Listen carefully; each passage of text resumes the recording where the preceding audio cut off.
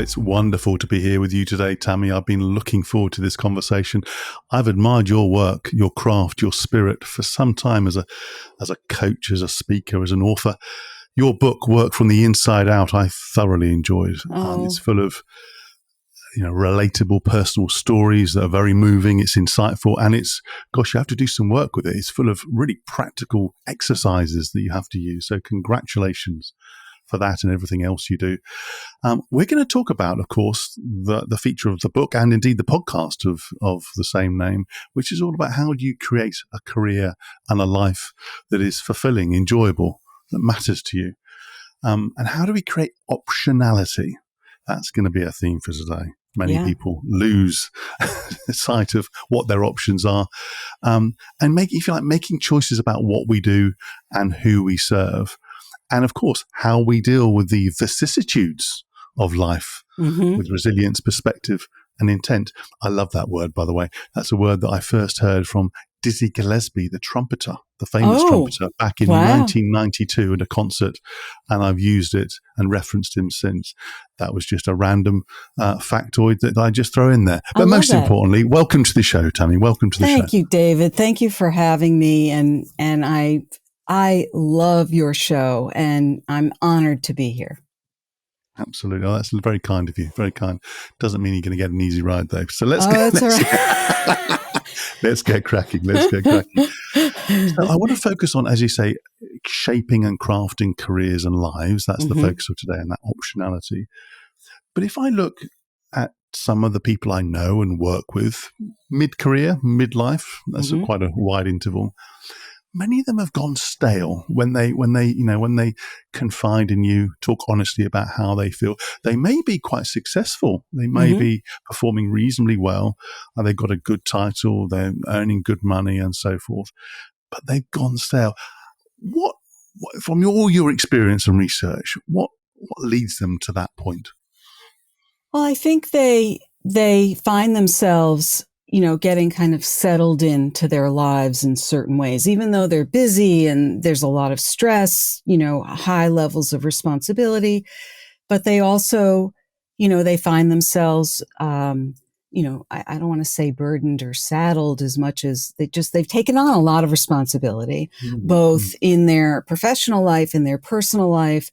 They, have probably, at least own at least one home. They may have a family they're taking care of, and they have responsibilities, and they see that everything that they've built up to that point is helping them to support all the things that they've built up to that point. They also, I think, look at the responsibility they have within the organization they're in.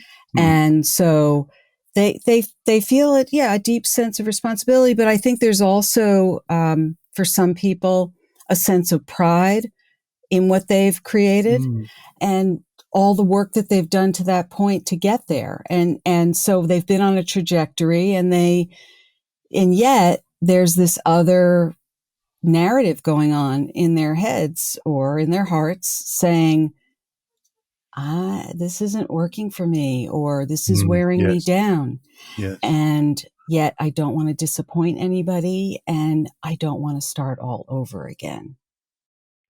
That's a complex picture. And it's the inner voice often, and perhaps the voices around you that prompt you. But what jolts you from that position of feeling that something's not quite right, what's stale? What are the sort of jolts that can be maybe positive or negative that move you out of it?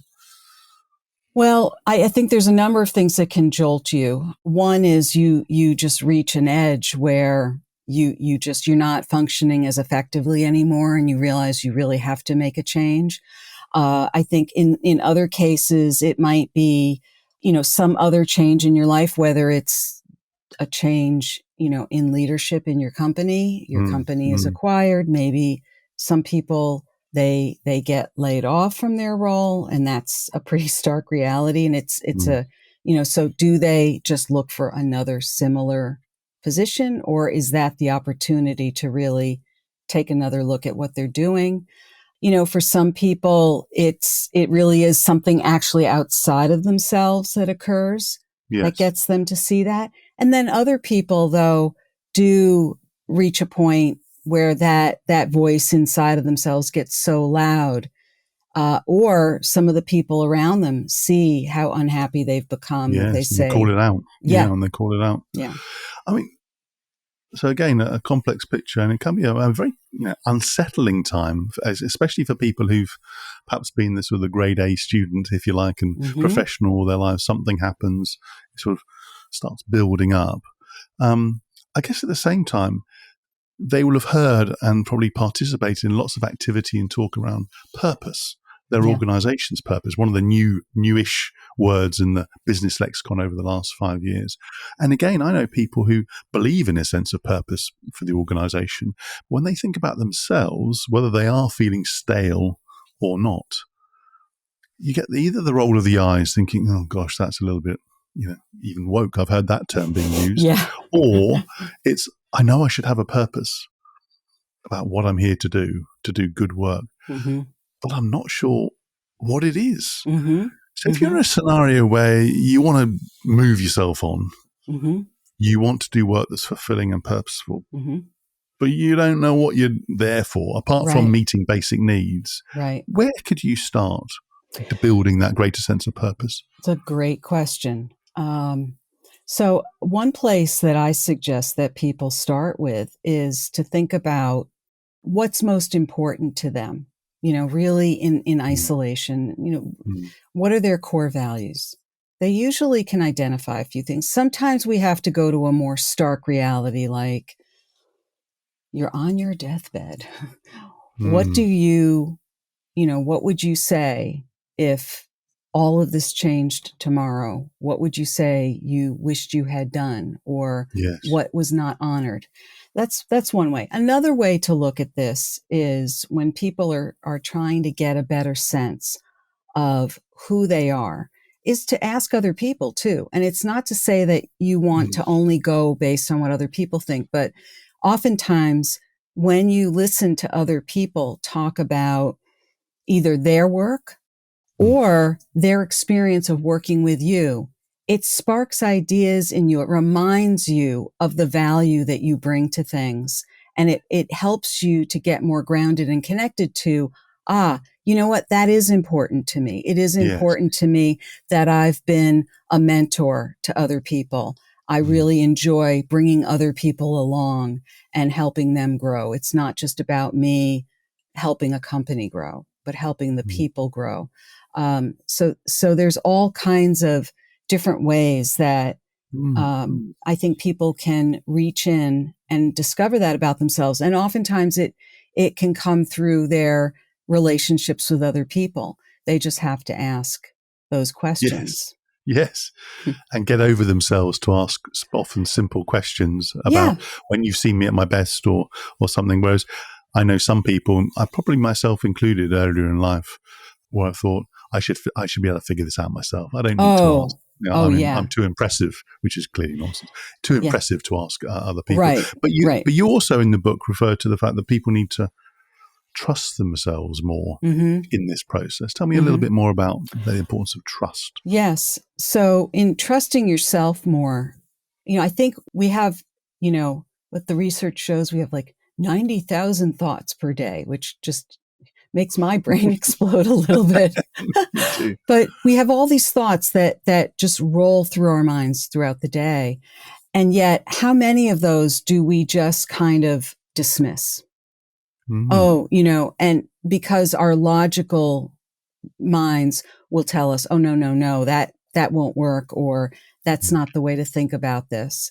And so if we were to listen to our gut, as they say, or our more internal voice, the mm. voice that keeps coming back usually over and over again, saying things like, this isn't sitting well with me. I wish I could. Or a Yes. lot of times it's a 2020 hindsight kind of thought, like, I wish I had listened to myself when I was thinking it was time to move on 3 years ago. I knew it then and I didn't listen to myself. That's what I mean by trusting yourself. It Yes. really Yes. is about trusting your instincts. And I understand that the first time you have those thoughts, you may not trust them. But then I would say, you don't have to trust them right away, but then test them a little bit. Don't ignore them. Yes. Yes. It's actually proper work, isn't it? Doing this it's a personal project as opposed to something you just think about in the shower or on a walk or go for a cycle ride. It's amazing how much time we invest in our work for Mm-hmm. others, Mm-hmm. ourselves, not always that much on Mm-hmm. ourselves. Mm-hmm. As well as trust. The flip side I've often seen or heard about is the role of fear Mm. as a catalyst.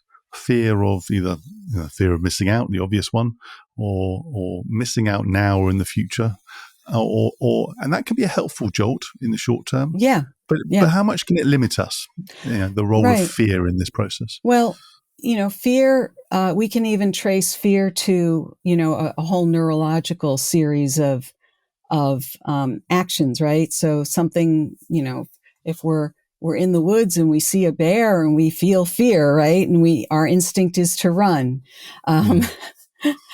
so, but yet there are a lot of things that we've been taught over the years to be afraid of. A lot of people are afraid of failure, let's say. That might Mm. sound a little trite Mm. because it Mm. can mean a lot of different things to different people. But we all also know that when something doesn't go the way we expected it to, we sometimes call that failure. We can also say we learned something from that. Mm. But a Mm. lot of people will operate from a place of fear, as in, if I make this change, what will happen if, I have to take a lower salary, or I don't want to have to start all over again, and which is never the case. But, or I'll deplete my savings, or Yes. how will my family be affected? So there's all these what ifs, and they create all these stories in their heads about all the worst case scenarios, Mm. and Mm. and then Mm. assume. We know what happens when you assume. Mm. When you assume that those are actual truths, and people start Yes. behaving as if those things are actually going to happen, and it puts them into either a state of paralysis or a state of what we call, analysis paralysis, right? Where they just keep analyzing something to the point where they talk themselves out of it. Yeah. Now, Yeah. for some people, though, they've had a very traumatic experience. Maybe they, thought they were being very successful, and all of a sudden someone walked in one day and said, all right, here's a box, pack up your stuff. We're going to walk you to the Yes. door. And you had no idea. And that can be devastating. And I can Yes. understand where fear would play a role in somebody hesitating from making another change for fear of being rejected again. Yes. Yes. So it's a legitimate feeling, both in terms of wanting to avoid something that might happen. But I also say that fear and excitement can feel like the same thing too. Mm. Sometimes Mm. something is so exciting and intriguing, but it's a little bit foreign still. But it gives you that, your heart rate starts to go up a little bit. Yes. You start to Yes. get excited. That's also a little bit of fear because there's all those what ifs. But sometimes that can be our friend. That can give us a clue that that's worthy of pursuing further. It doesn't mean that you're going to go, from A to Z without checking out all the other letters of the alphabet in between, right? Yes. It's more Yes. a matter of, oh, I feel this feeling. Don't ignore it. Just, but you can incrementally explore it. I didn't I mean love that that for that to framing rhyme. and that just yes, indeed. I love that framing and distinction between different types of fear, and Yeah, I guess the shift from internalizing it and loading yourself up with assumptions, right, often many limiting assumptions, and then but moving to doing, actually trying right. something. Yeah, So let's continue. Let's continue that theme because we've been talking about a situation where somebody's feeling a little bit stale. They've got to do some work to understand what matters to them, test some things out, overcome some fears, and push themselves forward. So this is the work you do. This is the work I yeah. do as well. I Mm-hmm. guess what they're trying to do is create some optionality for Mm, themselves. Some people mm-hmm. call that career cushioning. I like the Yes, term, but I prefer optionality, I agree. which is okay. You're not just going down a single track. You Right, actually have options for your role, your job, your career, and your life. And it's some right. of the best advice I was given actually when I left the partnership from a very good friend of mine. He said, "You have many options, David." And at the time, I didn't feel like it. I felt I Mm. was very narrow and very contained in a particular space.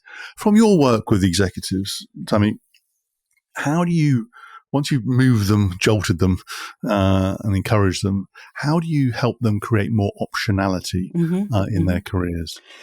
So the first thing that I do usually is I suggest that they make a short list of trusted individuals, and we craft a few questions together and have them have a quick chat or maybe even a longer talk with some of Mm. those trusted individuals about the kinds of questions they're asking themselves. So I always say that when people Mm. are feeling a little stale or stuck, it's usually because they don't have all the information they need to Yes, make great other point. choices.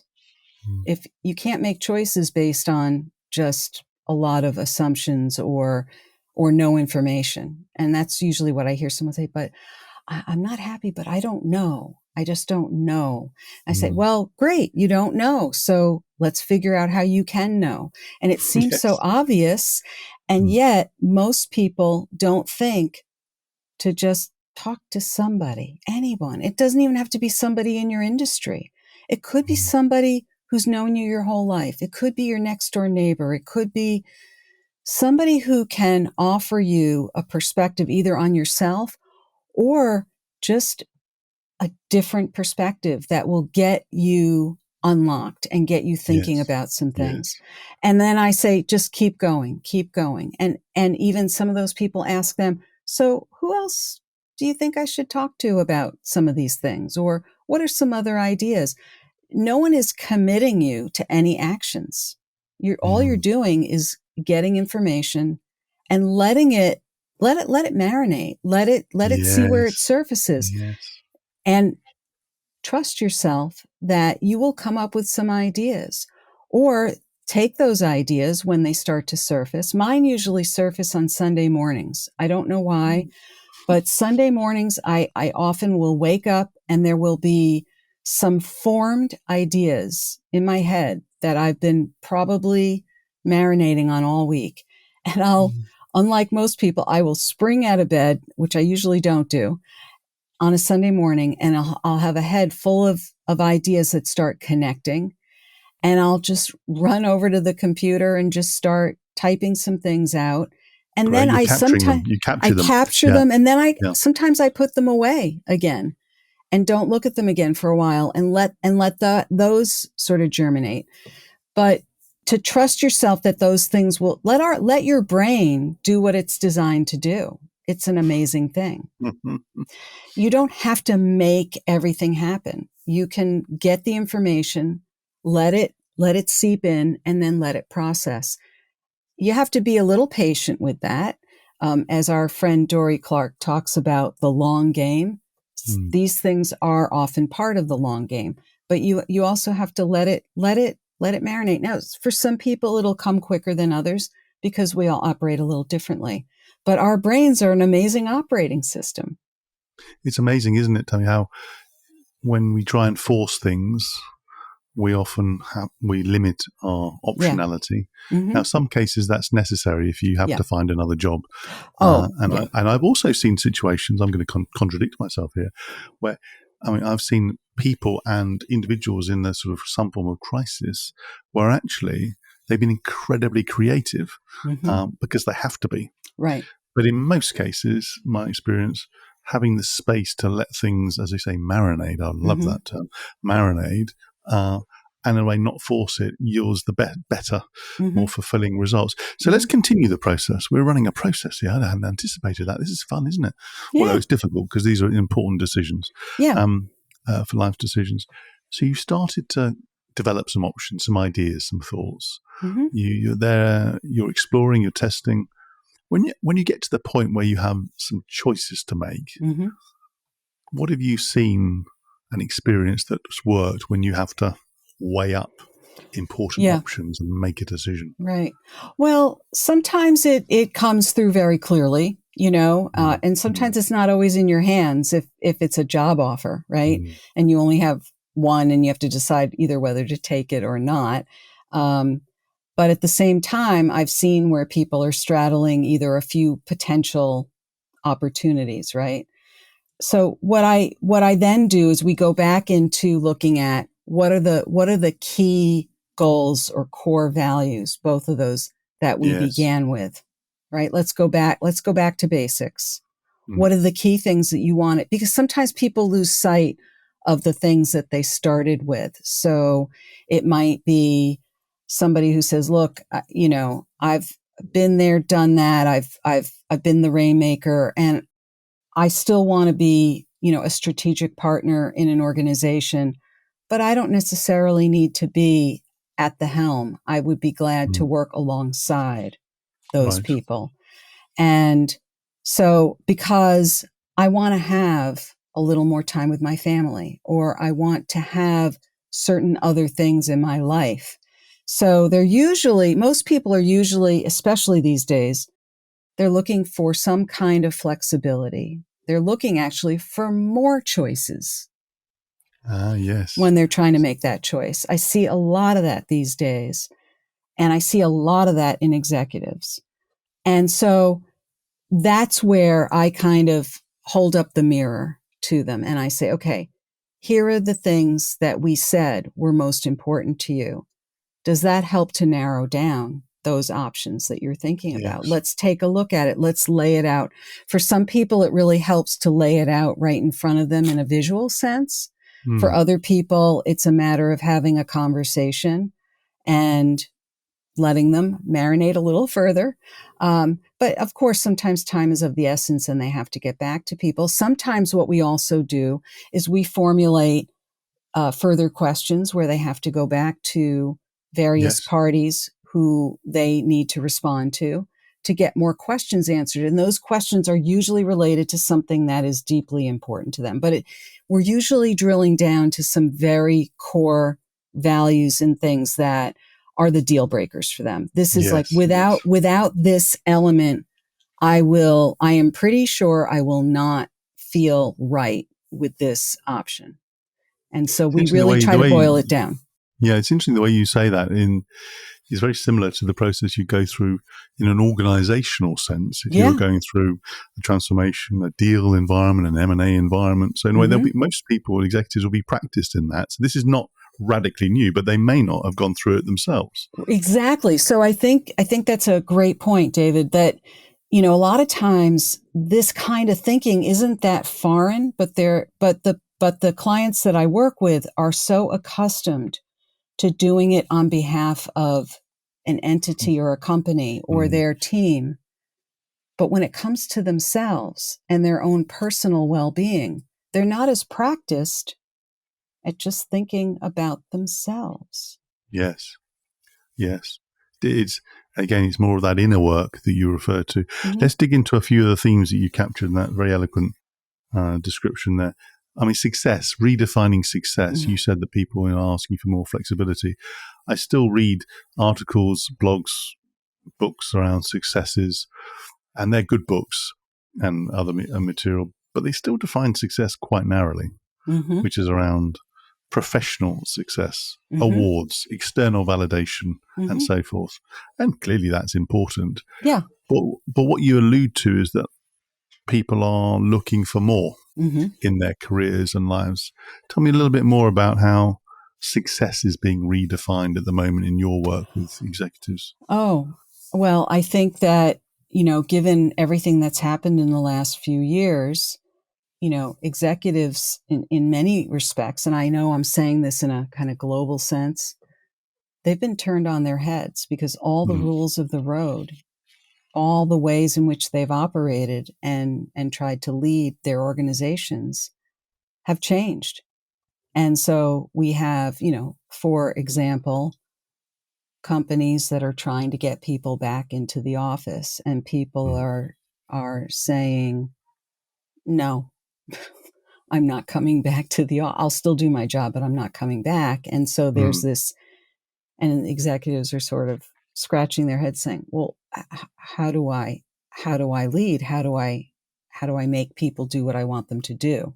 Yes. I've, I've always been able to, tell people what I need them to do, and they pretty much do it.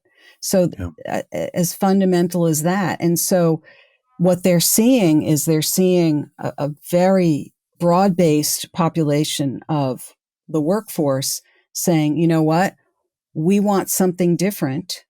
Mm. And I think some of the executives I'm working with are saying, you know, maybe I want something different too. Mm. Maybe I don't want to travel as much for my job.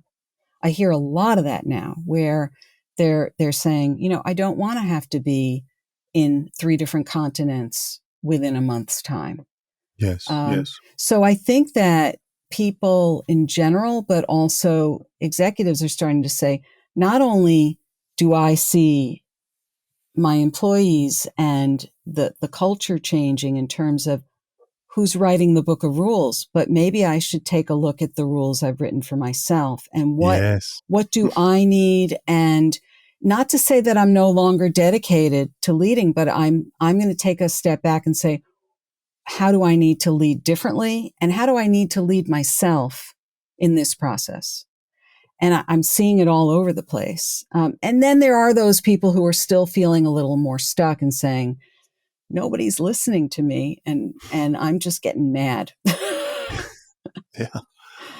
Yes. It's fascinating that the picture you portray of the premium that we've placed on proximity Mm-hmm. and visibility Definitely. and time served. And I say that as somebody who worked for a professional services firm that at times was very much like that. Yeah. Even though there was a bias towards outcomes, all those things really mattered.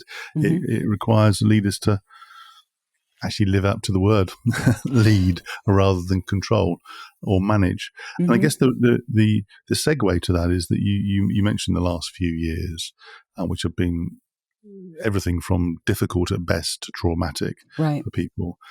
So there's a lot of, I guess, burnout, there's grief, there's also hope and opportunity for people. But as a whole, it's pretty sensitized environment.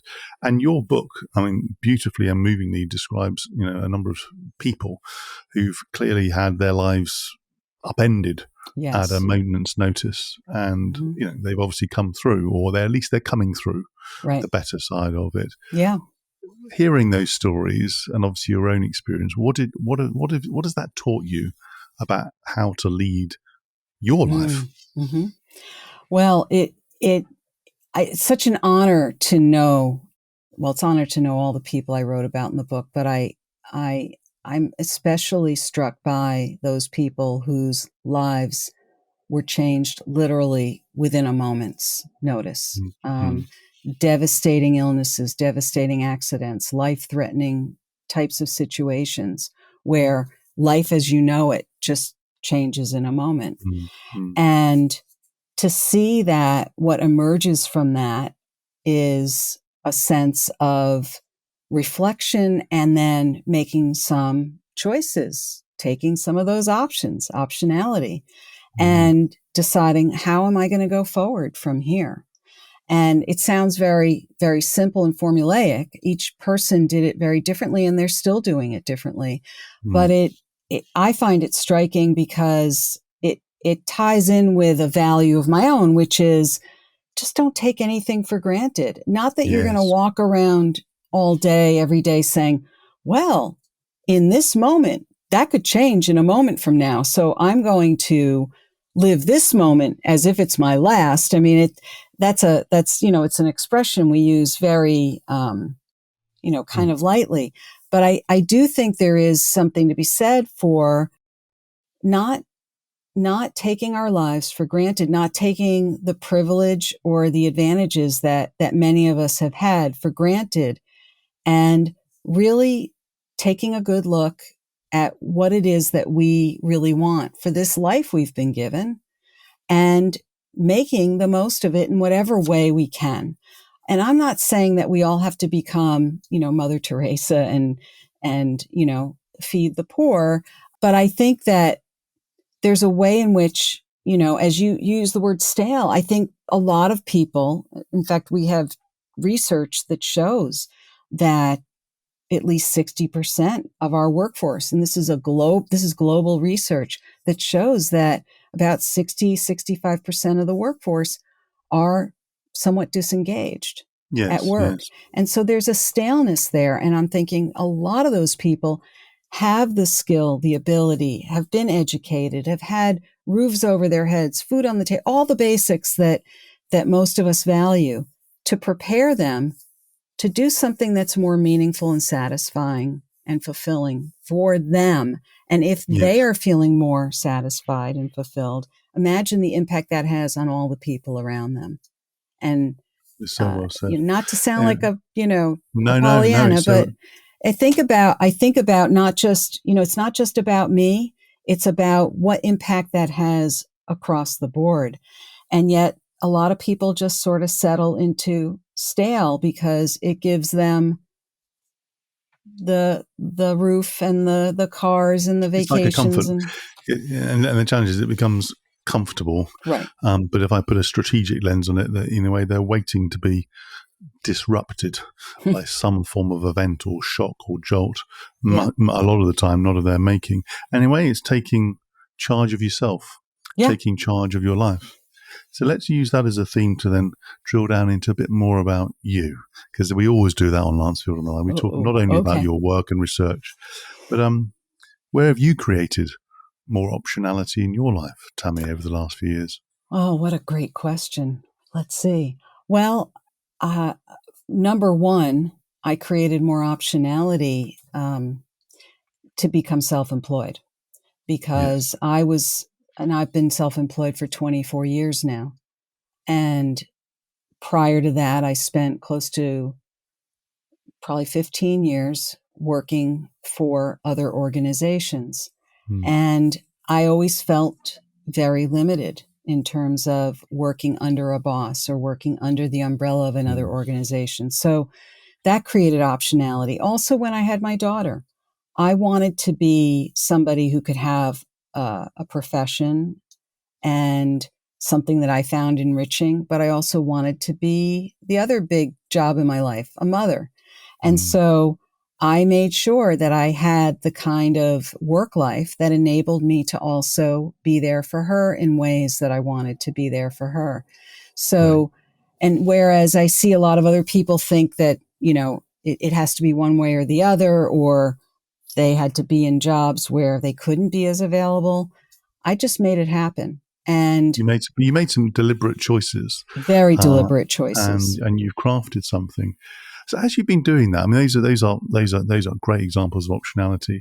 How do you continue to keep yourself fresh?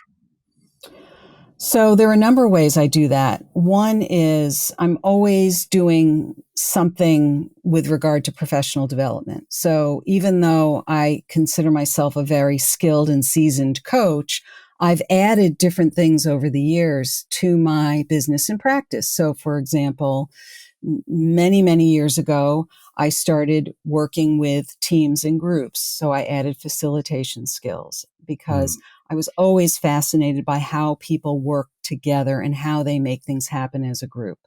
So I added that. I started doing more training and providing workshops and trainings. And then moved into challenging myself with public speaking because earlier in my life, I was someone who would get up in front of a room and totally freeze.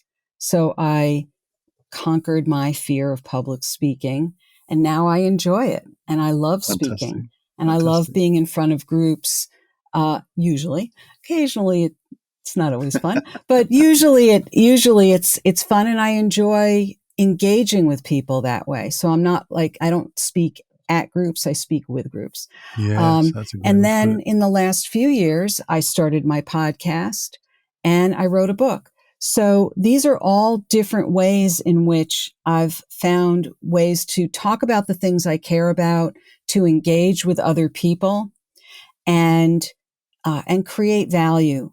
That's always been important to me. So the things that have been important to me since I'm a child actually have been a thread that's run through all of that.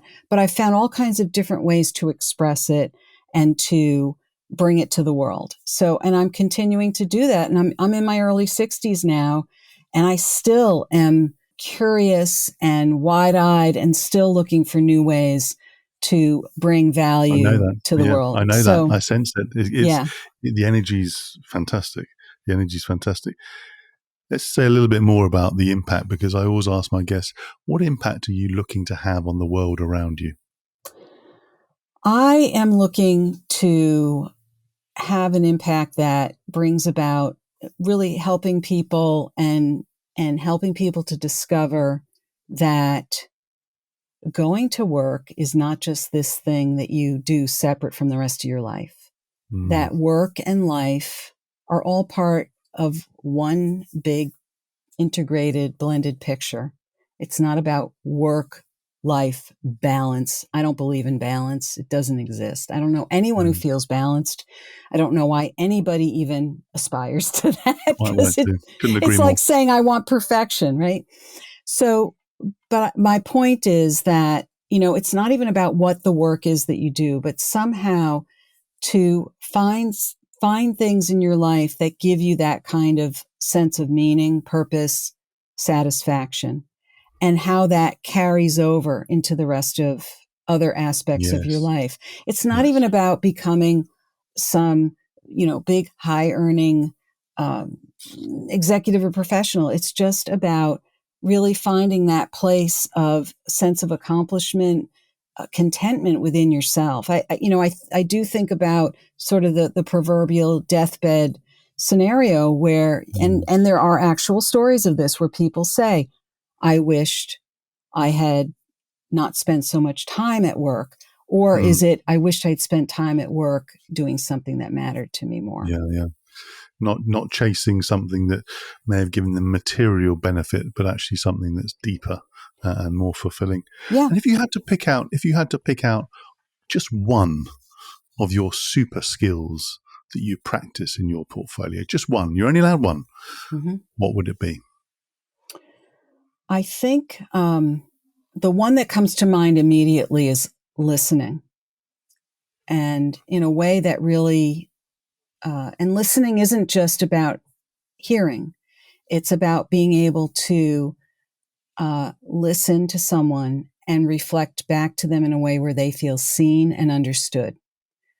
Because one of the things that I see on a regular basis is, and whether you are a CEO or you are an individual contributor, people really, that's one of the biggest pain points I see, is people not feeling seen or understood Yes, or connected. yes. And so the ways in which I listen helps people to feel that connection. I And they felt that. I say, mean, they say to me, you get it. That's what they say to me. And yeah, I yeah, love that. yeah. And I said that to you when we had our conversation on your brilliant Yeah. podcast. I felt that immediately, and I haven't always felt that.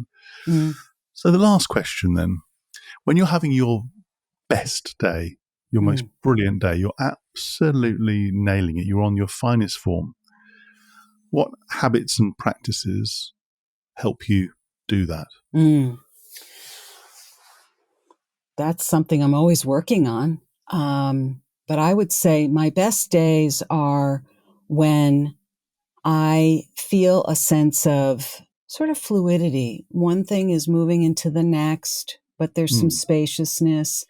I I feel like I'm having positive interactions with people. I feel like I have something to look forward to. Just a general sense of progress. yes, Um, momentum. Yeah, yeah, progress. but Yeah, it's not about completion as much as just things are moving in the direction that I yeah, want them to. And sometimes it's even discovering something I never expected to have happen. And it could be a glitch, it could be a positive thing, but something that takes me forward. So there's always something mm, to be learned in the process, or someone who, along the way presents to me something they learned and how that's helped them. I just I love that. appreciate learning. I love that. Tammy, we've covered a lot of ground. I tell you, if you're listening to this, watching this, and you're in a situation where you want to make your life and work more fulfilling, more enjoyable, make it more matter, more to yourself and other people, and to give yourself a jolt, move you on from being stale. Well, I mean, this episode's been packed full of insight, stories, tactics and strategies you can use. So I'm very grateful for the conversation. I've been very moved as well. And I love your energy and vitality. It's fantastic. So Tammy, thank you ever so much again for your time. That was another edition of Lancefield on the Line. I do hope you enjoyed this episode as much as I did. Please do check out the other episodes in the series. Sign up to your usual podcast service and to the YouTube channel. And if you're feeling especially generous, give me a lovely rating as you do so. Tammy, thank you ever so much again. Thank you, David. This has been a joy. Likewise, likewise.